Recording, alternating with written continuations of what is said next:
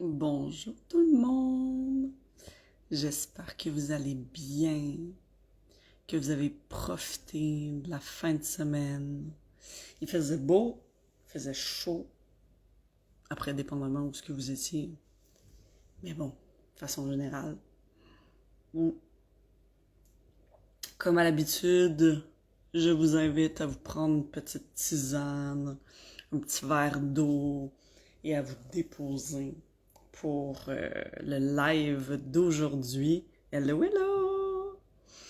Donc, prenez le temps de vous, c'est ça, de vous déposer, de souffler de votre journée. Et on va pouvoir commencer avec le sujet du jour, hein, notre deuxième sujet. La semaine passée, c'était en lien avec des situations de crise pour un enfant de 3 ans. Et là, cette semaine, la question que j'ai reçue, c'est pour un enfant de 8 ans. Donc, l'objectif d'aujourd'hui, c'est que je vais redéposer, hein, vous exposer la question. Et au même type que la semaine passée, on va faire la même construction. Ça va être en 4 temps. Et aujourd'hui, je vais vous émettre les différentes possibilités qui peuvent expliquer les réactions émotionnelles et comportementales de cet enfant-là en particulier. Donc, quelles sont nos pistes? Hein, le tout pourquoi? Pour aiguiser votre œil en tant que parent. Parce que, comme on se disait la semaine passée, en enfance, comme je vous mentionnais, les caprices, tout ce qui est manipulation, provocation, pour moi, c'est quelque chose pas qui n'existe pas, mais qui n'est pas propre à l'enfant. Tout est une question de dynamique. Et quand justement on bascule rapidement sur l'étiquette du comportement, en mentionnant que c'est de la manipulation, de la provocation, des caprices et tout, en fait, on oublie complètement qu'est-ce qui se passe au niveau du système nerveux de l'enfant, hein, pour qu'il puisse basculer dans cet état-là. Comme je vous mentionnais la semaine passée, ça ne lui plaît certainement pas de tomber en état de crise. Et aussi, il y a toute la notion de comment vous le recevez en tant que parent, qui va venir grandement influencer la durée, l'intensité et la fréquence des crises. Je vous invite aussi d'ailleurs, avant qu'on débute avec la nouvelle question que j'ai reçue, à me poser des questions tout au long du live. Hein? Je suis là pour ça, je suis là pour aiguiser votre œil, hein, en tant que, ce que je mentionnais la semaine passée, en tant qu'ergothérapeute canadienne. Je le précise canadienne parce que c'est pas du tout le même métier qu'en Europe. Parce que le volet neurodéveloppemental et les avenues d'évaluation, d'hypothèses diagnostiques, d'intervention est beaucoup, beaucoup, beaucoup plus large en ergothérapie américain, donc canadien, États-Unis et même Australie. Et donc, justement, avec mon œil, je veux faire développer votre propre œil pour que vous deveniez des apprenants autonomes, hein, face à la lecture des besoins de votre enfant. C'est ça qui est le plus important, en fait.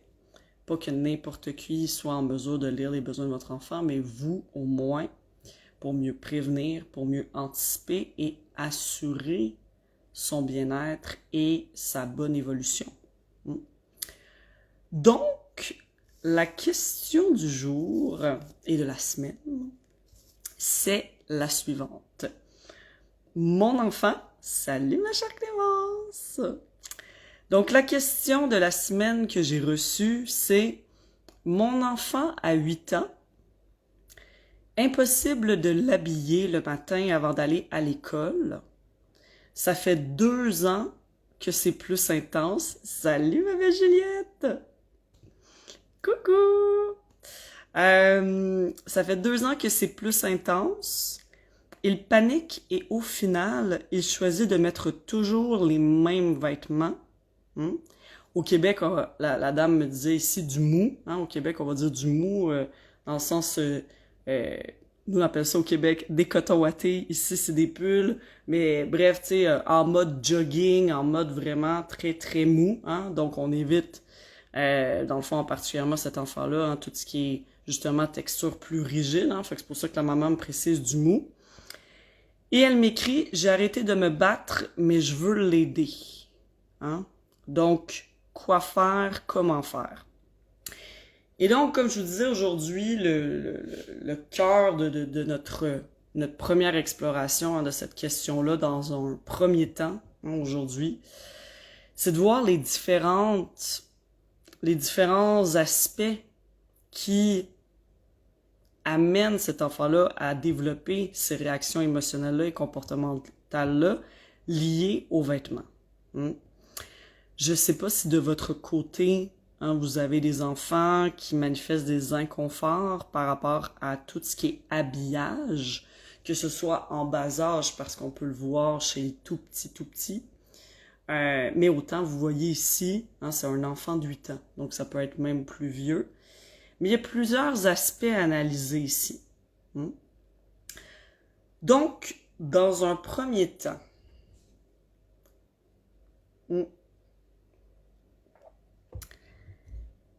la dame me dit « Impossible de l'habiller le matin avant d'aller à l'école ». On va analyser la question de plusieurs angles. Hein. C'est toujours comme ça qu'on fait une analyse de ce qu'il en est en tant que tel. Les cris chez les enfants, les inconforts, peuvent être plus ou moins grands, dépendamment de la période de la journée. Okay? Ici, c'est intéressant parce que la maman me précise, c'est le matin avant d'aller à l'école. Okay? Le matin avant d'aller à l'école, ça implique quoi?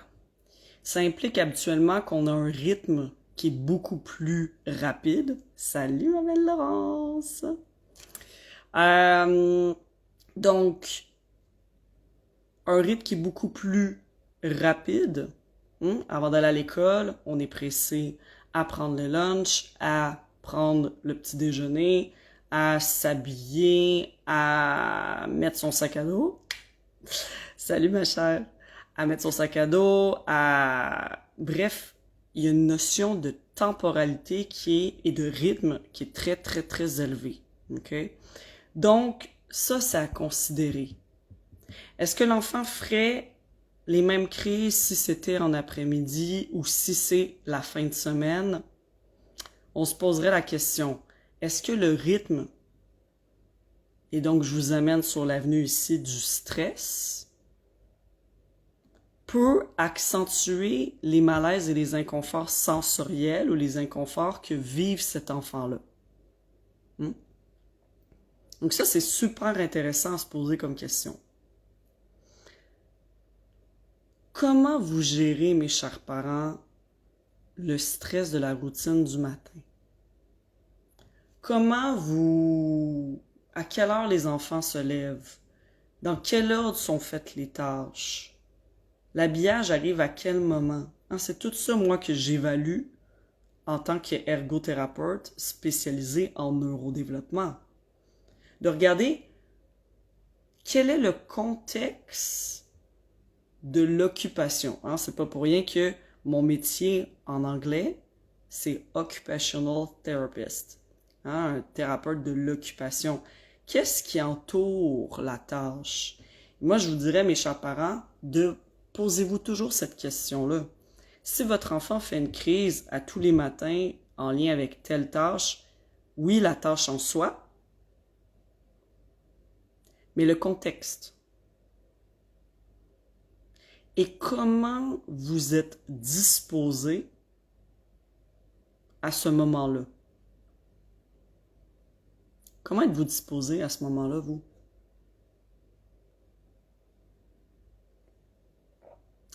Est-ce que vous-même, vous sentez que vous êtes stressé? Est-ce que vous sentez que vous êtes à l'écoute? que vous êtes posé, que vous êtes groundé, ancré, ou non, vous êtes comme une poule pas de tête qui courait un peu partout dans la maison, en mode efficacité, et que là, l'enfant moindrement sensible au stress, lui comme une éponge, il gobe tout. Donc, question de contexte. Posez-vous cette question. Deuxième aspect. Et vous me dites, si vous avez des questions, je vous invite à me les poser ici. Bonjour Camille!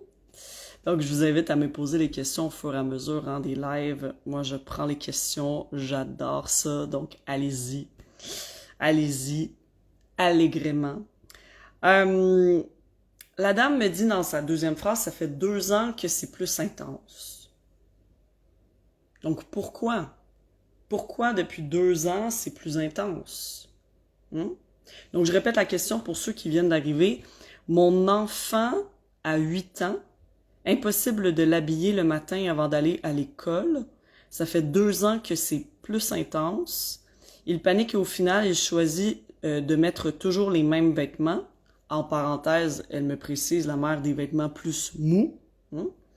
J'ai arrêté de me battre, mais je veux l'aider. Quoi faire et comment faire? Et donc, ce qu'on a abordé en première partie du live, c'est pourquoi le matin lié, oui, à l'habillage, on va y venir, mais le contexte du matin. Qu'est-ce qui se passe le contexte du matin, justement, avant d'aller à l'école? OK? Donc ça, je vous invite, pour ceux qui viennent d'arriver dans le live, à aller revoir la première partie. Et là, maintenant, on était dans la partie que, justement, dans l'analyse du contexte, ça fait 2 ans que c'est plus intense. Qu'est-ce qui se passe depuis 2 ans? Est-ce que les parents se sont séparés? Est-ce que l'enfant a changé d'école en lien avec un changement de travail, d'emploi chez ses parents? Est-ce qu'il est arrivé un décès dans la famille? Est-ce qu'il y a eu la perte d'un animal de compagnie? Pourquoi 2 ans, plus précisément? Parce que quand on analyse les émotions et les comportements de tout humain, et moi je me suis spécialisée en enfance, comme vous le savez, mais je suis autant spécialiste en santé mentale pour les adultes. Donc pour moi, je dis tout le temps, j'ai 2 patients, puis ça je l'ai mentionné en l'entièreté de mes employés à ma clinique ergothérapie enfance au Québec. Pour moi, il y a 50% du travail que je fais auprès de l'enfant, mais 50% auprès du parent. Et donc, à quel moment, il y a 2 ans, il est peut-être arrivé un petit traumatisme ou un stresseur important qui a généré un changement de perception face à la tâche elle-même d'habillage. Parce que ça fait depuis 2 ans. Ça veut dire que c'est entre 6 et 8 ans. Ça fait depuis entre 6 et 8 ans. Mais avant, ça allait. Pourquoi?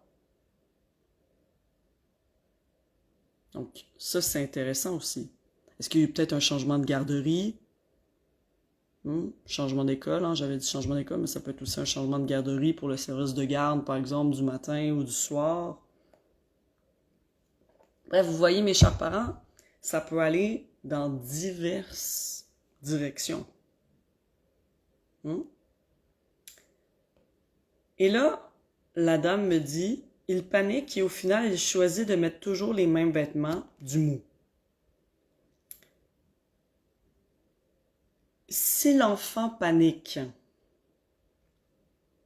comme on en parlait la semaine dernière,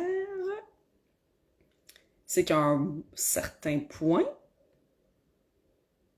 son état à l'enfant, comme je vous expliquais dans la théorie qu'on va refaire demain, mais il y a un certain point, son système nerveux a basculé en état de stress. Donc ici, je vous repose la question, est-ce que ça serait des caprices? Est-ce que ça serait de la manipulation? Est-ce que ça serait de la provocation? Est-ce que ça serait pour vous faire suer? Est-ce que ça serait pour vous faire honte? Bien entendu que non. Personne ne panique ou ne bascule en état de stress pour le fun, pour le plaisir. C'est beaucoup trop énergivore. C'est beaucoup trop désagréable. Parce que ça demande énormément d'énergie de basculer en état de panique. Donc ça veut dire que le stress était suffisamment important pour faire basculer l'enfant. Puis si on va en revenir par rapport à la théorie, parce que en deuxième temps, mes chers parents, pour ceux et celles qui n'avaient pas assisté la semaine dernière, le deuxième temps, donc demain, je vais tout vous expliquer la théorie neurologique et neurodéveloppementale derrière cette situation-là.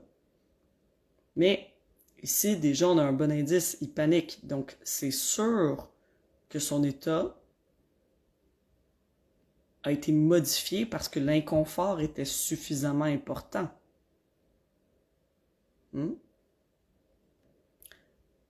Et là, elle mentionne, au final, elle choisit toujours de mettre les mêmes vêtements. Donc, quand il y a quelque chose qui nous challenge dans la vie, au niveau de n'importe quoi, l'humain ne se casse pas la tête. Il y a une expression québécoise, moi j'aime dire, on se casse pas le bessic, on revient toujours à notre zone de confort. Ben, c'est la même chose ici, au niveau de l'enfant. Mais ici, c'est particulièrement au niveau du sens tactile.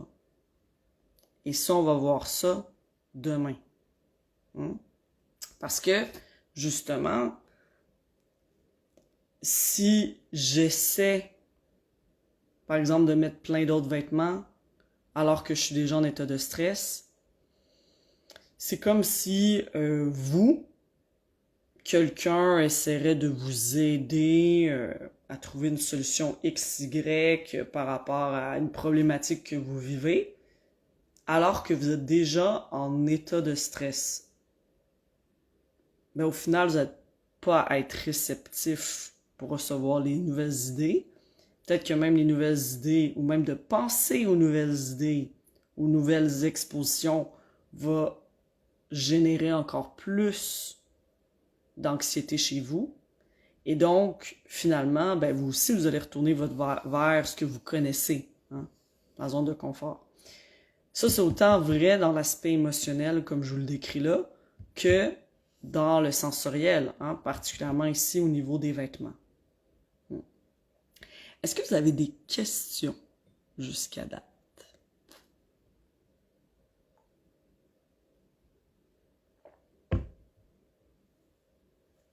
Sinon, si ça va, je continue.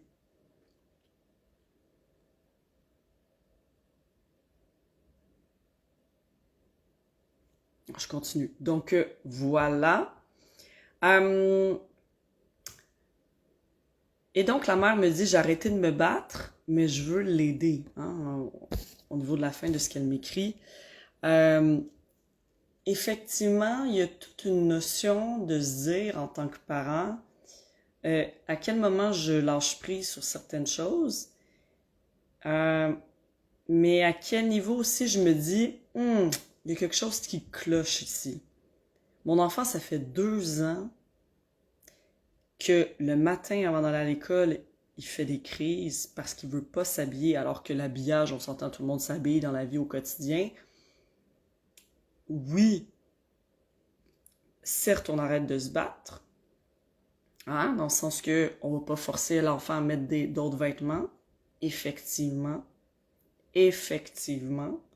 parce que quand l'enfant est en état de stress, si on lui impose quelque chose comme de forcer à mettre des vêtements que nous, en tant que parents, on souhaite qu'ils mettent pour faire changement, ça, c'est notre volonté à nous.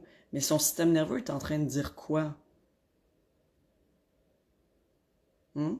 Et c'est là notre job en tant que parent. Vous allez comprendre, mais qu'est-ce que son système nerveux essaie de me dire à travers les crises par rapport à l'habillage le matin? Hein? Et de se dire, oui, effectivement, j'arrête de me battre pour son bien-être, mais d'aller chercher des réponses. Parce que c'est vrai que de vivre de la panique à tous les matins depuis 2 ans en lien avec le fait de s'habiller, c'est pas neurologiquement dans la norme et c'est surtout énergivore et on veut pas que notre enfant soit maintenu constamment, quotidiennement dans un état de stress, tout simplement en lien avec l'habillage. Surtout quand on comprend très bien, comme je vous disais, que ça n'a rien à voir avec des caprices. Ça n'a rien à voir avec de la provocation. Ça n'a rien à voir de la manipulation. Ça n'a rien à voir avec le fait que vous l'avez bien élevé ou pas. Hein, il y a des parents qui me disent « Ah, Patricia, est-ce que je l'ai mal éduqué, mon enfant? » Ça n'a aucun rapport. Déjà, vous me posez la question, donc, vous êtes soucieux. Puis moi, je suis convaincu que vous l'élevez bien, votre enfant. Mais ce qu'il est en train de vous transmettre, c'est pas que vous l'élevez bien, vous l'élevez mal, ou... Non, ce qu'il est en train de vous dire, c'est « Je vis un inconfort notable ici, suffisamment important pour me faire basculer en état de stress. » Comme si un ours le poursuivait en forêt. Là, j'ai des exemples québécois, bien entendu. Hein? Donc, c'est toujours important de vous poser cette question-là. Et la maman, justement, je veux l'aider, quoi faire, comment faire. Yes! Yes! Parce que cet enfant-là, sur le long terme, si on fait juste imaginer la quantité, puis on va en reparler demain dans la théorie, mais de cortisol et d'adrénaline, donc d'hormones de stress libérées dans son corps, juste liées à l'habillage, ben ouais, c'est nocif. C'est même très nocif pour sa santé. Ça s'accumule au niveau des glandes surrénales, mais la shot de stress qui est shootée carrément dans son système nerveux, c'est important à tous les matins. Puis on parle pas en lien avec quelqu'un qui lui fait peur dans la rue le soir ou, tu sais, peu importe. Ou... Non, on parle de... il s'habille. Donc voilà. Donc voilà la pertinence de s'arrêter pour analyser. De dire, il y a eu un changement. Hein, c'est ça qui est intéressant dans cette question-là que la maman m'a envoyée. Il y a eu un changement drastique de réaction émotionnelle depuis 2 ans. Et voici les manifestations et dans quel contexte. Je vous le dis et je vous le redis, en enfance, on trouve en tant que parent que c'est complexe, hein, que c'est ardu. Les réactions de l'autre. Parce que l'autre n'est pas nous. L'autre n'a pas les mêmes référentiels, n'a pas les mêmes réactions émotionnelles, n'a pas la même manière de penser, n'a pas le même profil sensoriel. Donc, ce qui lui fait du bien ou ce qui le rend inconfortable, c'est différent de vous. Et c'est là l'utilité, puis qu'on va voir au courant de la semaine, mais l'importance de se mettre dans sa peau,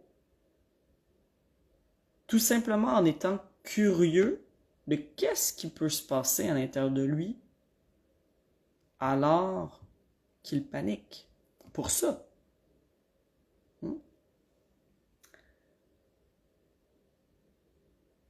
Et je vous invite aussi à me poser, au courant de la semaine, même en message privé, si vous avez des questions par rapport à certaines situations que vous pouvez vivre avec vos enfants en lien avec l'habillage. Que ce soit au niveau des chaussettes, des petites culottes, les pantalons, hein, les chandails, comme on dit au Québec, hein? Donc, ben, ça peut être les chapeaux, les foulards, etc.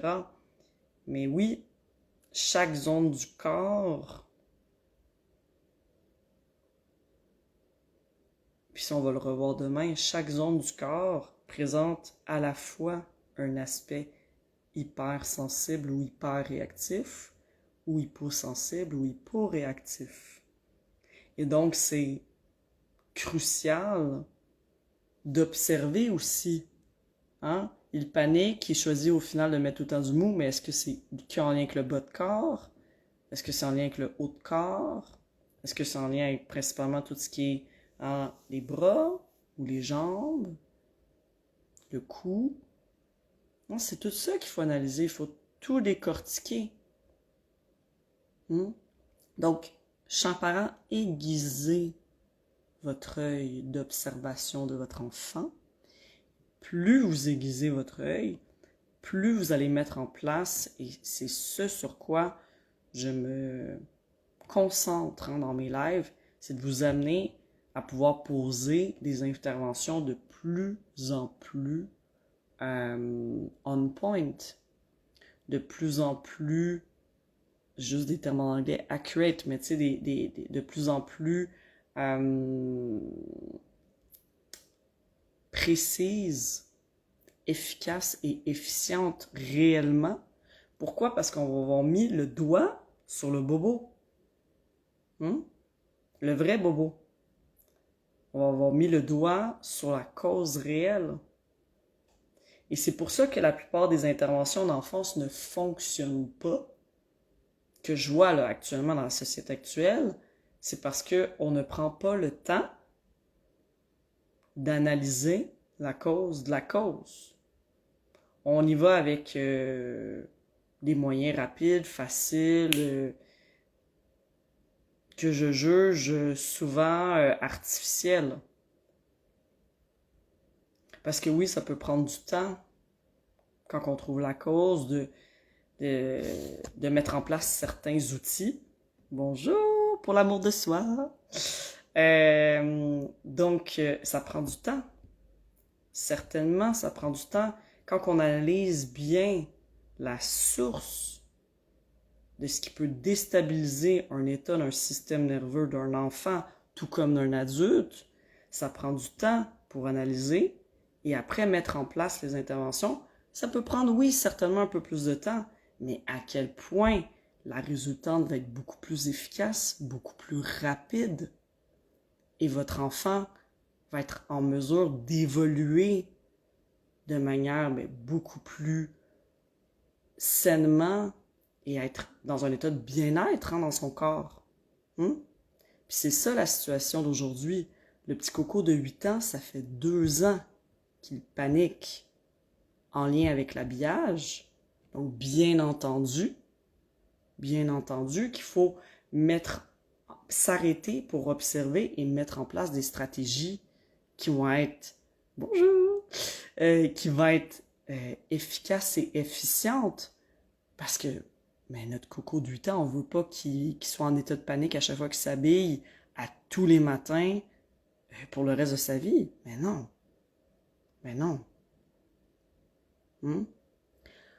Donc, hyper important d'aiguiser notre œil. Bonjour! Hyper important d'aiguiser notre œil.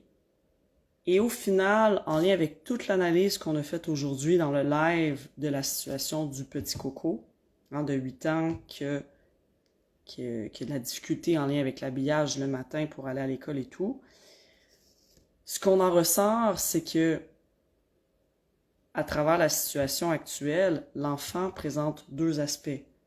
1, il y a eu un stresseur il y a 2 ans qui a amené un changement dans sa manière de réagir à l'habillage, ce qui entraîne ces réactions émotionnelles et comportementales que la maman voit actuellement. Donc, il y a eu un changement depuis 2 ans. On voit tout le contexte lié au stress, qui est relié à la période de la journée, parce que l'enfant ne fait pas des crises le soir, il ne fait pas des crises en après-midi, il fait des crises en lien avec l'habillage le matin avant d'aller à l'école. Et c'est en lien avec les vêtements, c'est en lien avec l'habillage. Donc, on oriente déjà nos interventions vers le sens tactile. On l'a vu la semaine dernière par rapport au profil sensoriel, on a 7 sens. On a le sens tactile, le sens proprioceptif qui est notre conscience corporelle et spatiale, notre sens du mouvement qui est le sens vestibulaire, notre sens auditif, olfactif, visuel et gustatif. Mais ici, en lien avec les vêtements, on ne se pose pas des questions de midi à 14 heures, on est dans le sens tactile, le sens du toucher. Hein? Ici.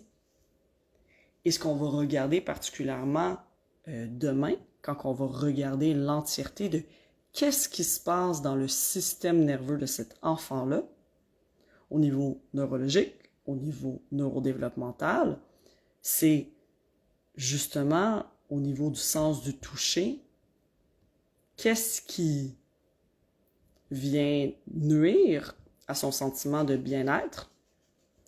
Et c'est surtout de regarder la notion que lui, le toucher au niveau des vêtements, mais ça va même être le contact social avec les autres, lui génère une bascule au niveau de son sentiment de sécurité.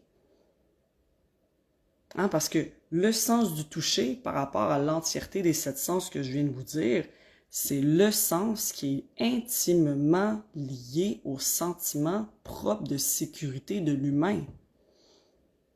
Donc, s'il est inconfortable avec l'habillage, je peux vous dire tout de suite qu'il va être fortement inconfortable si quelqu'un essaie de lui faire un câlin, s'il y a un autre ami qui essaie de rentrer dans sa bulle pour lui parler à l'école, si ses frères et sœurs, ils sont un peu plus en mode chamaille, puis pas lui, il va être hyper inconfortable. Si ses parents veulent lui donner des marques d'affection, même chose. Donc, c'est toutes les répercussions qu'on se dit au-delà de la situation d'habillage. Quelles répercussions ça a sur d'autres sphères, d'un point de vue émotionnel, d'un point de vue social, d'un point de vue affectif, d'un point de vue fonctionnement au quotidien. C'est pour ça que je vous dis tout le temps, hein, notamment sur mon site internet, hein, moi, je mets en ligne des formations puis des conférences. Salut mon cher Xavier! Je mets en ligne des conférences puis des formations directement pour aller faire évoluer et vous apporter des réponses par rapport à tous ces sujets-là. Notamment, par exemple, j'ai ma formation Les Sens en folie qui permet justement d'aller en profondeur pour aller comprendre, mais qu'est-ce qui se passe au niveau des sens de mon enfant? Parce que oui, certainement, c'est pas juste d'avoir un peu d'informations là-dessus, c'est parce que ça a de l'impact. Ça a de l'impact au niveau de comment il se sent dans son corps, donc comment il se sent dans sa tête, comment il se sent dans la relation avec lui-même et avec les autres, avec sa famille, avec ses amis. Moindrement qu'on se sent inconfortable par les bruits, on s'extrait des bruits, donc des foules, donc des moments sociaux. Et ici, la situation de mon coco que j'ai reçu, au niveau tactile, c'est la même chose. À la place d'être au niveau du sens du bruit, comme on a vu la semaine passée. Et je vous invite à revoir les replays hein, par rapport à la situation du petit coco qui faisait des crises. Hein, il y avait 3 ans. Lui, c'était par rapport au son. Là, cette semaine, c'est par rapport au sens tactile. Mais c'est de voir, c'est ça, c'est de se dire, ça a de l'impact. Donc, d'acquérir des connaissances par rapport à ça, c'est loin d'être futile. Parce qu'on sait que ça va avoir une répercussion sur la vie de votre enfant plus tard, mais au niveau de toutes ces sphères. Si je suis inconfortable dans mon corps, ben j'ai moins d'estime, j'ose moins aller au niveau de mes capacités et tout. Donc, demain, maintenant qu'on a exposé l'entièreté de qu'est-ce qui peut occasionner une bascule en état de stress de cet enfant-là en lien avec l'habillage, demain, on va faire le tour complet de la théorie neurologique et neurodéveloppementale. Et comme je vous ai dit aujourd'hui, je vous invite à m'envoyer des questions, messages privés, à revenir dans le live demain, puis dans les autres lives de la semaine en lien avec la question, puis me poser vos questions. Alors moi, je suis là pour ça, parce que justement, mon objectif, c'est de faire développer votre œil d'analyse des comportements de vos enfants, pour qu'on puisse mieux intervenir derrière pour son bien-être et pour le vôtre. Parce que votre enfant est bien, vous êtes bien. Votre enfant fait plus de crise, ben, vous avez ça de moins à gérer. Mais le pire, c'est de pas savoir pourquoi. Pourquoi il fait une crise. Et là, maintenant, vous êtes déjà dans une démarche de dire, ouais, mais je suis intéressé à savoir pourquoi. Et quand on sait pourquoi, ben après, on applique des meilleures méthodes et là, ça se fait bien. Et c'est des méthodes qui sont plus efficaces et plus rapides aussi. Donc voilà mes chers pour aujourd'hui. Fait qu'un super sujet, je suis super contente. Merci à la maman qui m'a envoyé cette belle question. Donc on se revoit demain, même heure, même poste, en live ici sur Instagram. Je vous fais des gros bisous à tous et on se voit demain. Ciao!